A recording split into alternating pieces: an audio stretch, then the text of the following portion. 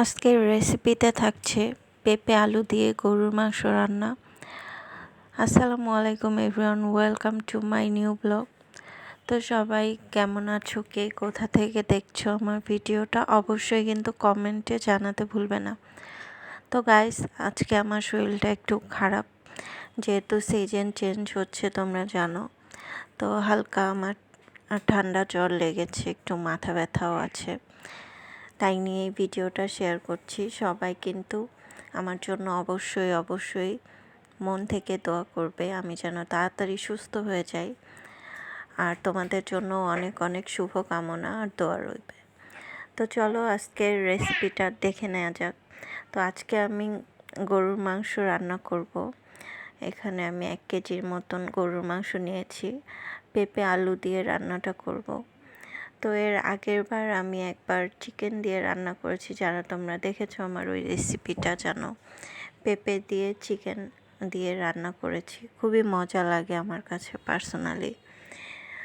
তো পেঁপে দিয়ে কিন্তু গরুর মাংস রান্না করলে গরুর মাংসটা খুব তাড়াতাড়ি সেদ্ধও হয়ে যায়। তো এই তো নর্মালি আমরা যেভাবে মাংসটা রান্না করি ওগুলোই দিয়ে দিব। হলুদ, মরিচ গুঁড়া, ধনিয়ার গুঁড়া, লবণ, তারপরে হচ্ছে আদা রসুন পেস্ট, সব কিছু একবারে দিয়ে আমি কিন্তু মশলাটা খুব ভালো করে কষিয়ে নেব। তো মশলা কষানোর পাশাপাশি আমি তোমাদের সাথে একটু কথা বলে নিই, যেটা আমি সবসময় বলে থাকি। তোমরা যারা আমার ভিডিওটা দেখছো, ভিডিওটা ভালো লাগলে অবশ্যই কিন্তু লাইক, কমেন্ট, শেয়ার করতে ভুলবে না।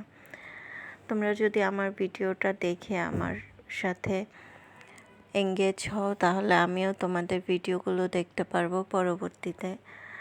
তো যারা ভিডিওটা দেখবে আমার ভিউ কিন্তু হয়ে যাবে, কিন্তু তোমরা নিজেরাই নিজেদের বোকামি করছো। একটা কমেন্ট অবশ্যই করে যাবে, তাহলে তোমার রিচ এঙ্গেজমেন্ট আমার সাথে বাড়বে।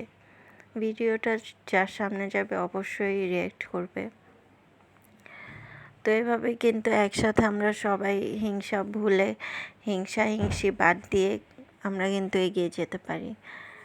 আসলে হিংসা করে কখনোই কেউ ভালো থাকতে পারে না। নিজের জীবন, বাস্তব জীবনেই দেখো, যে কোনো জায়গায় সবাইকে সবাই যদি সাহায্য করি আমরা, তাহলে কিন্তু অনেক তাড়াতাড়ি এই প্ল্যাটফর্মে সফল হতে পারবো। তো বন্ধুরা, আমি তোমাদের পাশে আছি, আশা করব তোমরাও আমার পাশে থাকবে। আর এভাবেই সবাই মিলে একসাথে পথ চলতে চাই। তো সবাই আমার জন্য দোয়া করো, সবার জন্য শুভকামনা রইল। আজকে বেশি কথা বলতে পারছি না। তো আল্লাহ হাফেজ, ভালো থেকো, সুস্থ থেকো, সবার জন্য দোয়া ও শুভকামনা রইল। ভালো থেকো সবাই।